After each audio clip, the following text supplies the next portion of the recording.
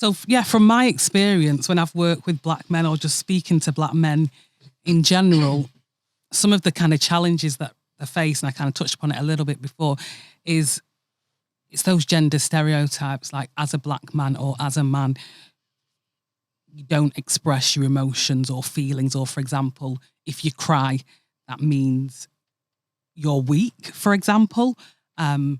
Also, a lot of, well, yeah, some of the black men that I've worked with have also kind of experienced trauma or kind of vicarious trauma. So they've not experienced it directly, but they've observed it and then bottled it up for most of their life. And then they're kind of seeking out help or seeking to understand why they are the way they are, why they're kind of displaying, certain behaviours which are preventing them from progressing in life. And then also depression, that's a big one. Struggling with depression, it affects a lot of people. And I think depression can be misunderstood, misconstrued. And I love one of the videos that you created, the Goodman Factory, and just kind of challenging that stigma. And sometimes when people think about depression in the black community, sometimes you might think, oh, you can look at someone and you can tell they're depressed. No, you can't tell nothing. You can't. Mm-hmm. I work with people who are high functioning and they're depressed. They're very successful, but they're depressed because people develop different mechanisms to cope with the depression. And depression is on a scale. You can be mildly, moderately, or severely depressed. If you're severely depressed, you're not getting out of bed. You will struggle. But if you're mildly depressed, you'll have maybe 1 or 2 days a week when you're struggling, but you know how to get yourself out of that. And you probably don't need medication, but when it's more severe, that's when you need medication. That's when it's kind of indicated and suggested. And when, with some of the men that I've worked with as well, what I've noticed is that there tends to be like some type of loss, and that is what would maybe cause them to seek a bit of support, because something that's been supporting them for a large part of their life has been removed. So maybe a relationship or the loss of a family member or friend. So it's kind of crisis point. That they don't naturally just think, oh, yeah, therapy is an option. And all the research shows that in the NHS that men are a lot less likely to seek, I think it's about 35% that would seek support through the NHS for therapy. Wow. So that is not really on men's or black men's radar. Yeah.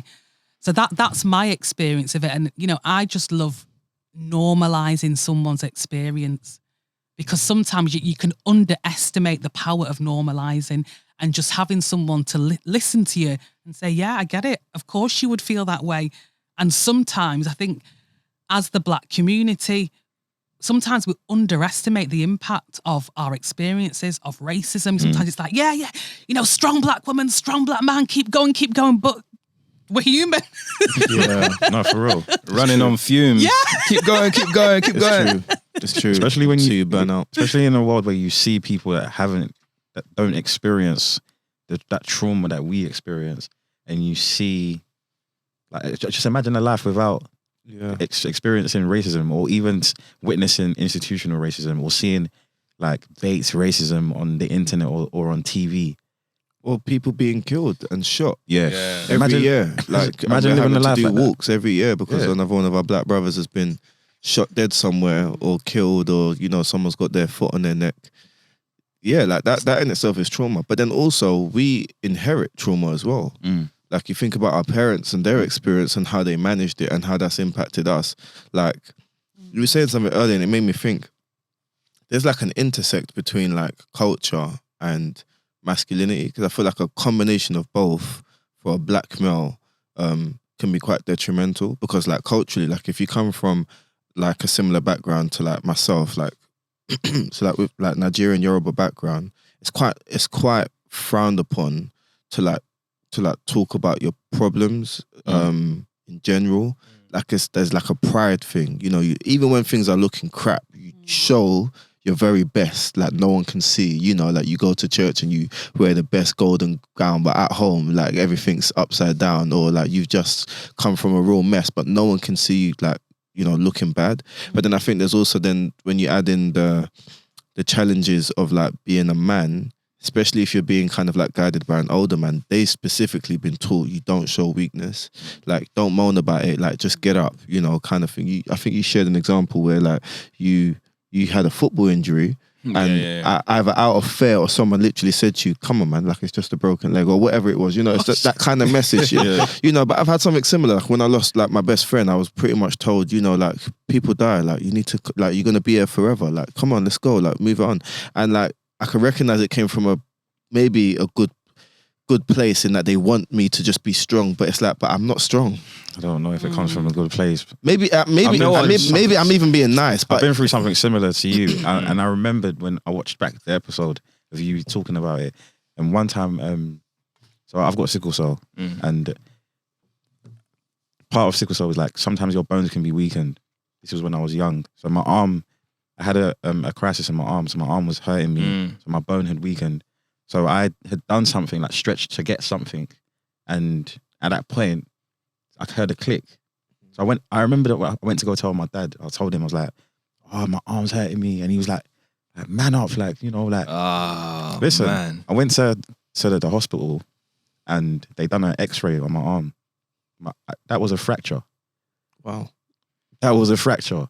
So, yes, it's like, you can say, oh, it's a place of love. Like, you know, that they're telling you, like, you know, you got to be strong, but yeah, it's not toxic enough. In a way. It's very damaging. At the same time, would you say it's it comes from a place of not knowing any better too, like not knowing, because if you're raised that way, then you're that's the way you're gonna raise your children as well.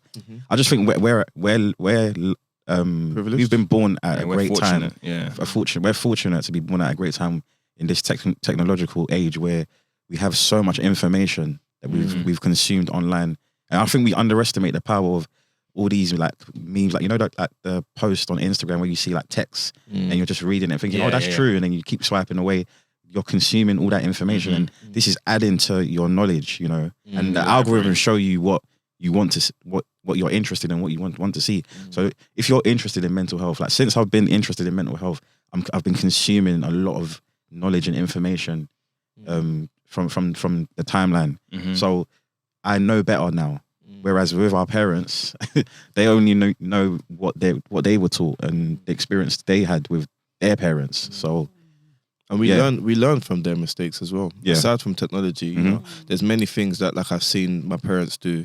Like bless them, I do think overall their intentions were always good, but it wasn't executed well for lots of different reasons. Yeah. But like there's many things I've seen and I'm like, I will absolutely do something different for my family, or I will definitely, like, you know, treat my wife in a different way, or I will 100% make sure that with my daughter or with my son, that's not the approach I take. And I think that's just with everything. You take the good with the bad, and you add it to yourself, don't you? You add it to yourself.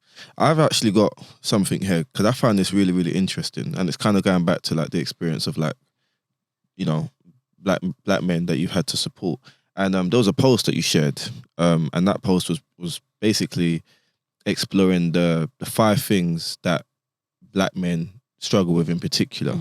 And it was in no order, but we can do that now. But it was in no order, and it was money and finances, a cause for mental health concerns, race and racism, jobs and career, relationships and family, health and issues. You touched kind of briefly on it, and you said, you know, it does seem to be when there's a loss of some sort that you tend to either get, I guess, maybe more people subscribing to therapy, or maybe that's the point where you realize they've broken down. But is there anything in particular that you always get like as a theme as to like why men struggle, maybe generally?